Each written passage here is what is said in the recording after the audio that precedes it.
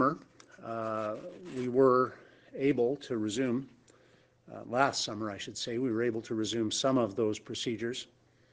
But with the fall came, some would say, the first and second waves at the same time, but certainly an upswing in the need for our healthcare sector to pause in its other priority areas so that we could focus on redeploying staff and space to care for COVID-19 patients.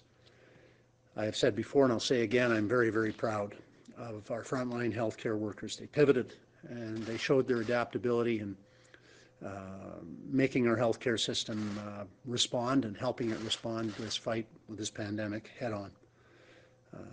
I think they make us proud of our fellow Manitobans. But we are still facing a serious backlog of surgeries and procedures that have been delayed due to COVID-19, and this pandemic pileup means that there are thousands of surgeries that have been delayed, and that number continues to grow. Each delay means a Manitoban that is hurting while they wait, and I think for most Manitobans, if they're not waiting themselves, they know of someone who is.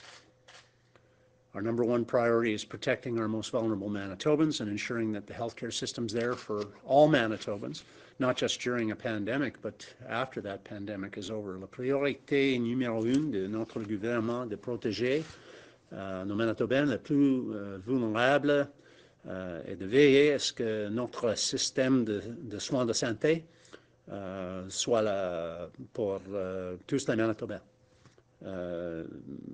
Quand ils ont besoin pendant cette pandémie et bien après cette pandémie aussi. So that is why I'm pleased to announce today that as part of Budget 2021, our government is going to be investing an additional $50 million to focus on reducing wait times for surgeries and procedures. Some of this money will be specifically targeted to the backlog of hip, knee, and cataract procedures that we have, and there are others as well, of course. More details on this funding will be announced after Budget 2021 is tabled next week. We know that this $50 million additional dedicated to reducing the pandemic pileup is going to help. It's going to help to get better care sooner to Manitobans who need it, who've been waiting for it, and who deserve to receive it. Our government's been committed to reducing wait times in our system since we took office. According to the Canadian Institute of Health Information, that challenge that we rose to and faced has been met head on. We are, according to their most recent data, the only province in Canada that hasn't seen a growth in wait times, and this is pre-pandemic, remember. Every province is facing the pandemic challenges, and we'll see as the high numbers come out in future what impact it's had, but I would say it's safe to predict that it's worsened the situation coast to coast to coast. Now, because we faced this challenge before, we're equipped to face it again. In the face of this global pandemic, we recognize that this isn't a new problem. It's an ongoing problem. Our population is not getting any younger. With aging comes the need for additional treatments and surgeries. I've been raising this issue since I became Premier in 2016. I'll continue to raise it. Premiers are unified from coast to coast to coast and standing together knowing this is a significant healthcare is the number one priority for Canadians. And we have made some significant progress here in Manitoba, but we can't do it alone. And we need a partner with our federal government, as that's always been the case. And we need our premiers to stick together and make sure that such a partnership is strengthened and results from the efforts that we're taking. The need for health care has never been greater. The federal share of contribution to health care costs has never been lower in modern history. Provinces are now paying for nearly $4 out of $5 of health care costs, and that isn't how our system was designed, and that is not a sustainable way to go forward. We thank the premiers for their unity. We thank the Prime Minister for listening to our concerns, but we would all be much more thankful if there was action as a consequence of the unity that premiers have expressed around this issue. Last week, the finance minister previewed that there would be a one-time payment to the provinces for healthcare costs. We welcome any contribution that moves Ottawa in the direction of being a true sustainable partner to healthcare, but a one-time, one-year quick fix is not the answer to a long-term problem that's been growing over the last quarter of a century. Short-term solutions aren't the answer for long-term problems ever. And so again, I would reference, as has Premier Legault as the chair of the Council of the Federation on behalf of all premiers, that the federal government has a great opportunity in their upcoming budget to take a real step in the right direction. We, of course, are encouraging them to do that. Je renouvelle notre demande au gouvernement fédéral de se présenter à la table et de restaurer son rôle comme fournisseur stable de financement des soins de santé. Today, I am renewing our call on the federal government to come to the table to restore their role as a stable provider, a supportive partner of health care funding. Canadians are waiting, literally, for Ottawa to answer that call. Thank you. Look forward to your questions.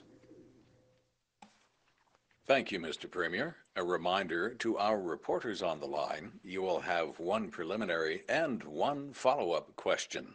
Up first this afternoon from CBC Manitoba, Ian. Good afternoon, Premier. Can you provide even an estimate today on how many surgeries will be addressed by this new funding? Will this cover the entire backlog? We hope it'll make a good dent, Ian. As you know, we're in the midst of a pandemic, and so it's kind of a moving target to suggest this would, satisfy all the backlog at one foul swoop, because it may be growing as we speak, right?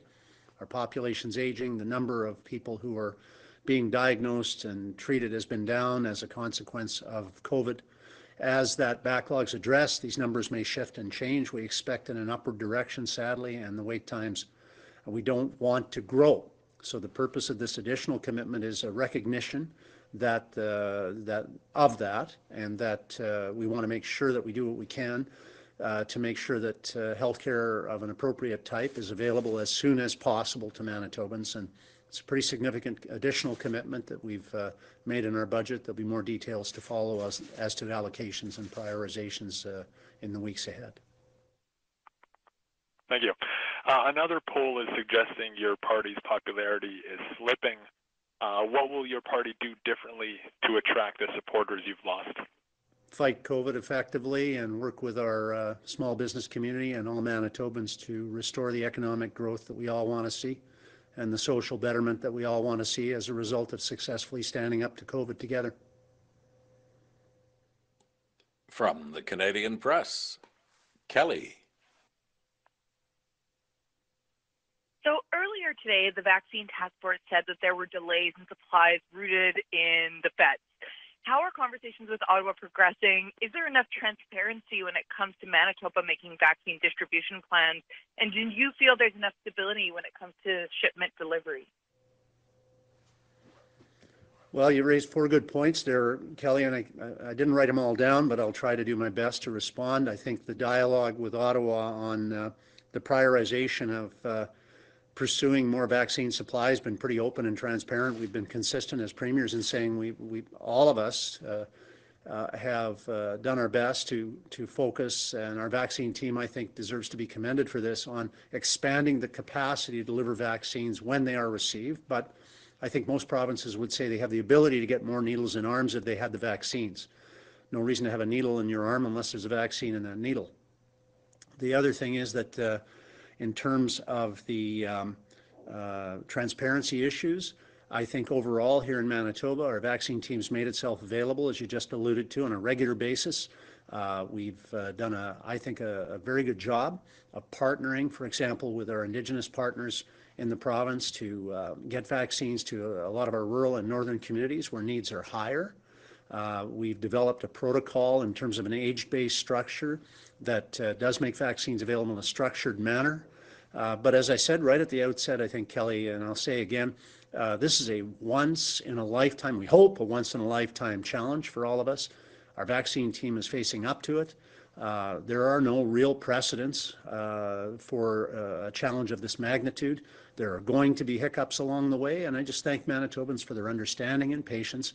Manitoba is not the only province to have hiccups with its vaccine rollouts, but the fact remains that we have got, well, just in the last few days, I think 29,000 vaccines administered in the last 4 or 5 days. So we're getting there. The sooner we get more vaccines, I think the better Manitobans will feel about it. And your government has obviously kind of had, to some extent, a contentious relationship with Ottawa when it comes to healthcare, being the last to sign the healthcare deal last time, and as well, you've been quite vocal in calling out for more funding. Are you optimistic that this is a conversation that we can have now that there's a global pandemic? Is it opening it up? Are you getting better responses from Ottawa around these topics? Yeah, let's be clear. I think many of us have had this admonition from our parents. I have a brother that's within 2 years my age, and we were reminded frequently as young people that we weren't arguing with the person, we were arguing about the idea. For the Prime Minister and I, we've had, I think, a growing relationship of trust. We don't agree on everything, but two people will always agree. One of them probably isn't thinking. We're both thinking. I think I'm right on the need for the federal government to resume a stronger role in supporting healthcare, and I think the Prime Minister's wrong in not doing that. That being said, we can disagree and still have an ongoing relationship that is open and strong, and that's what I've always worked at with our Prime Minister. From CTV Winnipeg, John. Good afternoon, Mr. Premier. I hope you're well. A quick question for you about this new commitment. Where do you imagine the money will go toward? Do you imagine that there would be, for example, the ability to have more overtime with the existing doctors and nurses, or would you like to see that money go toward hiring more staff so that the capacity would go up? Yeah, it's a really good question, John. I think we'll let the Health Minister and Finance Minister address these respectively. The reality is, though, that having these tens of millions, 50 million additional available does give us the ability to know, and for Manitobans to know, that we can whittle away at those wait times. I'm not suggesting that we're going to get them down to zero overnight. They haven't been at zero for a lot of years. But if we can at least address this pandemic pile-up of back surgeries, well, I shouldn't say back surgeries. I don't mean back surgeries. I mean surgeries that are backlogged, to be clear, because knees would be in that category, hips, cataracts, and there are others as well. Then this is going to make sure that we lessen the pain that each individual Manitoban who's waiting for those treatments and surgeries is experiencing right now. And that's really important. These are folks who have made a sacrifice as a consequence of the pandemic far in excess of what most of us have had to do because their pain has been prolonged and their chances to get surgeries that could address that pain have been delayed and put back. So we want to demonstrate our concerns for these folks in a real way and make sure that we don't allow these wait times to continue to grow. As we hopefully get towards the end of the pandemic, these investments will help even more to get people the treatment and the surgeries they need.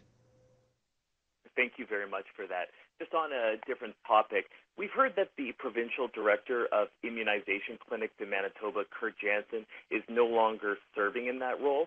We're just wondering, whose decision was it for him to leave and why? And can you tell us who will be replacing him? No, I can't tell you any of that. That'd be an HR issue. I expect we could get you the detail on the various personnel. There are changes that have happened and will continue to happen. This is a dynamic time. For example, in the early days of the vaccine team, we had folks who were helping in the setup that then moved back to their regular jobs and new people moved in to replace them. And this is the nature of the shifting focus that our vaccine team has had on designing and building their structure and then implementing it. Different roles, different skill sets have been used at different points in time. From CityNews, Jonas. Good afternoon, Mr. Premier.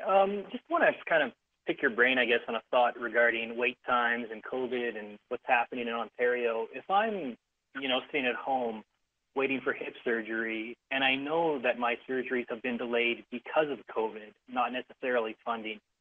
And I'm watching variants rise in Ontario. I'm watching their ICUs get full. What's your message to them that this won't happen here after what happened in wave 1 and wave 2, that we are more prepared against the wave 3? Well, I think it's demonstrated in some degree, and I say this with hesitancy, Jonas, because this isn't a victory lap, but we are, I think, 6th or 7th in terms of our variant cases. Our case numbers are down, our deaths are down very, very significantly, and that's good news. I think it makes Manitobans feel better and more secure, and it should. But, Easter's coming, and we all remember what happened at Thanksgiving. So hopefully we're different people now, and we're smarter, and we're not going to, we're going to be able to resist the temptation to do what friendly Manitobans like to do, get together and socialize with family and friends. And hopefully we can resist this for a little longer, get ourselves vaccinated. I encourage every Manitoban that is able to do that. And the more we can move forward on the vaccine strategy, and the more Manitobans we can get vaccinated, the sooner we can start to reduce some of those restrictions that we must abide by now to make sure we're keeping each other safe. So when it comes to folks who are waiting, I feel particularly sorry for them. I watched my mother suffer for months and months and months waiting for a knee, and I mean, I've lived through this. Many Manitobans could tell you stories about themselves or their families and how hard it is. It's not an easy time, any time, to wait for a surgical procedure, but it's especially hard when it's delayed and delayed and delayed, and COVID has made that necessary because we had to leave that hospital capacity for COVID patients. They were our priority. ICUs obviously as well. We were concerned about the occupancy rates there. And so these are folks who need, I think, the special attention we want to give them, the care that we want to get to them. And so this contribution today that I've acknowledged is in some way an acknowledgement of our desire and our appreciation for folks who want and deserve to get health care, that they can get it sooner. Thank you for that, sir. I guess just maybe a further thought on this. I mean, when we look at Ontario and how quickly things do seem to be spiraling there, is there any thought on, a public health perspective, as we do work with these variants, to maybe crack down a little harder than we did heading into the fall or into wave 2, and watch some of these indicators a little more tightly, given what seems to be a younger cohort ending up in ICU and hospital? Well, again, I'm not naive. We're not, we have some people who just simply don't want to respect health orders. I think it's a lot smaller percentage, a lot smaller number than it's been. I would hope that the additional security in terms of inspections, the ticketing, has had an effect. For some folks, they need to experience the loss of cash from their purse or their wallet in order to understand that the rules are real. But I think most Manitobans understand now more than they did in the fall. And remember, we didn't really have, you look at the graph, we didn't really have a wave like most of the country did, a first wave, and a lot of people didn't really, I'm afraid, buy into the philosophy. They had to be careful and so on. And we had a good summer. But when we got to Thanksgiving, you saw what happened. Manitobans, I think, saw what happened, and I believe most Manitobans have accepted their own importance in abiding by those health orders to protect themselves, their own obligation to protect each other. And I hope that we can do that same thing through Easter. This is going to be a challenging time coming up. I see the forecast, looks wonderful for weather. Hopefully people aren't gathering indoors in confined spaces, in close spaces. I hope that if you gather, you follow the public health orders, and if you can do it outside, safer. If we do these things, we continue to get our vaccines here, we can be looking at sooner dropping of restrictions than would be the case otherwise. From the Winnipeg Free Press, Carol. Good afternoon, Premier. Back-to-back polls now show that the NDP are ahead of your party in Manitoba and would win if there was an election tomorrow.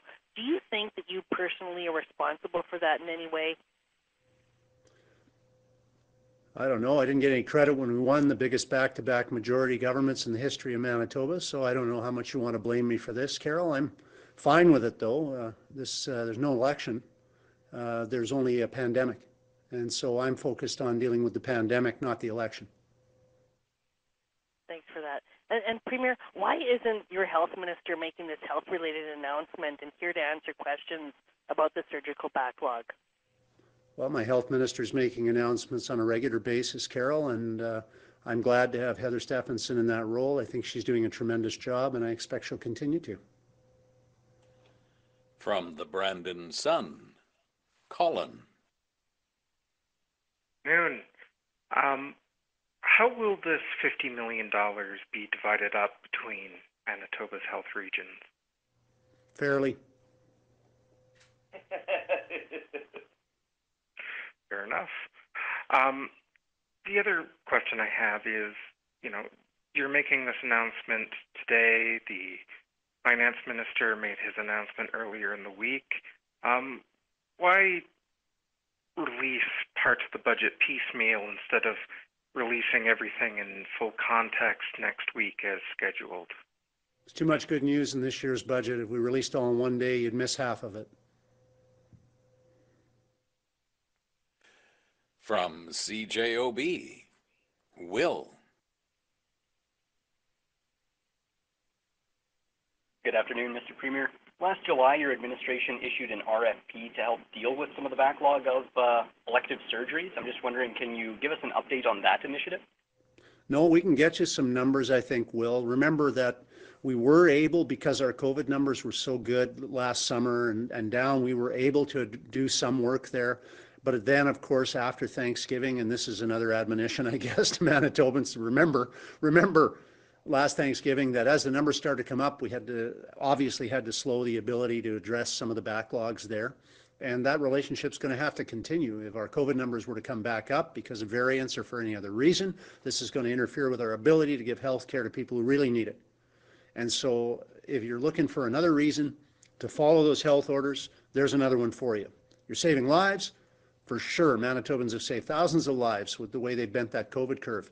Keep doing it, and we can help people who need a hip or need surgery on a knee or a cataract to get it sooner. It's a great motivation, I think. If you're thinking about other people, in particular seniors, this is a really important thing to remember. Okay, thank you. And just a little more elaboration on the money being spent today. I don't know if you can give us this ahead of the budget day, but how did you arrive at $50 million? Why not 40? Why not 60? Well, that's a tough question. I mean, it's a budget, so like every budget, you're doing a guesstimate of what you anticipate might be possible to do given the resources you have and the resources that you're also going to be allocating to that category. We think it's not unrealistic, and we take very much pride in our budgeting process as a government that we honor what we say we will do as opposed to some other governments previous. We have been very, very close in our projections up till this year. And I think Manitobans will give us a bye on this pandemic year for being off on our projections. But nonetheless, we are very careful and meticulous, in fact, in restoring Manitoba's image as a government that follows what it says it will do up with actual action. And that means budgetary considerations that are made are followed to the best of our ability. This has helped us in restoring a stronger relationship of trust, for example, with the financial analysts and the various companies like Standard & Poor's and Moody's that evaluate our performance as a financial entity. And that helps us by securing our credit rating, which had dropped under the previous government repeatedly.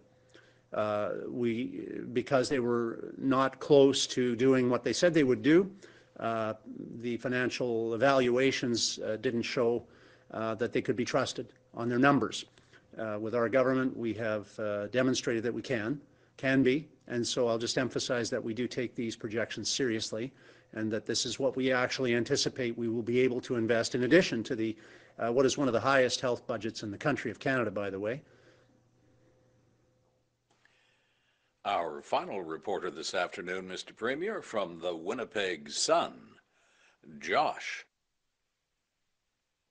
Good afternoon, Mr. Premier. Josh Aldridge, Winnipeg Sun. Do you know what the current number of backlog surgeries are, and are there currently any surgeries that are not being done as just to kind of deal with the current backlog as it stands now? Yeah, the last numbers, Josh, I'm sorry I don't have today, like an updated number for this day.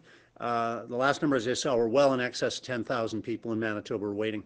Saskatchewan's numbers, according to Premier Moe, well over 15,000 people waiting there. And I expect those numbers being, that was a few weeks ago, I expect they're higher now. So here again, the goal is to make sure we're prioritizing Manitobans who are waiting for surgical procedures and tests, to make sure that we're budgeting additional funds to help deal with the consequences of this pandemic on these growing wait times. Okay. And I have a question about the news about AstraZeneca earlier this week. I've heard more and more about people who are hesitant to get a vaccine, whether it's AstraZeneca or the other vaccine. How big of a concern is this for you, with people with legitimate concerns about vaccines and now potentially not wanting to get a vaccine when it comes to restarting the economy, all the rest? We kind of touched on the need to get the vaccine, but how concerning is that vaccine hesitancy, and how do you guys plan to deal with that and address that hesitancy? Yeah, I can say, and I think for many people it's a concern, obviously, when you see reports and hear reports of blood clots happening. Even though it's happening in a rare number of cases, the consequences are pretty severe of that happening. If that's associated with a certain vaccine, then it's clearly an element of caution that has to be taken in discussing whether you implement it or not. We've heard different comments from federal officials and international officials, quite frankly, on the AstraZeneca vaccine, and it concerns me greatly that Manitobans might be reluctant to take it as a consequence of these reports. That being said, I know how Dr. Roussin feels about it. I think he actually chose to demonstrate that he had faith in the vaccine by getting it himself. So, you know, our concern remains that that our people are safe and secure. And so our vaccine team acted out of an abundance of caution to say, you know, no, for now, we'll monitor and watch the information as it comes in on the 55 under directive that was issued. My concern is, of course, that I want as many people who can be protected by vaccines safely to get them as soon as possible. So yeah, for sure, there's a balance of concerns here and priorities. But I think, again, I support our vaccine team in their decision to exercise some caution around this until further data, further science can be made available. Just say thanks to everyone. In terms of positive things, first of all, happy Easter to everyone. Be smart, have a heart, stay apart, be careful out there. Because over the next few weeks, as I understand in the month of April, we're going to get nearly 300,000 vaccines. That's the commitment that we've received. 300,000 vaccines will move us a long way, and they're all planned. We'd be happy to take more, but they're all planned for, and we'll look for Manitobans to take us up on the opportunity to get those. As of noon today, despite some hiccups late last week, I understand with some tech difficulties on bookings and some personnel shortages, that the wait times have come down. As of noon today, the reported wait time at the super site, the RBC Convention Center, was 0. Let's hope it can stay that way for the limited inconvenience of folks. But I know that from the feedback we've gotten, that Manitobans are really, really pleased to be able, when they get the vaccine, to feel a greater sense of security and confidence that they're not going to get COVID. And after all, that's what we're all about, is protecting our people. Thanks to everybody. Happy Easter.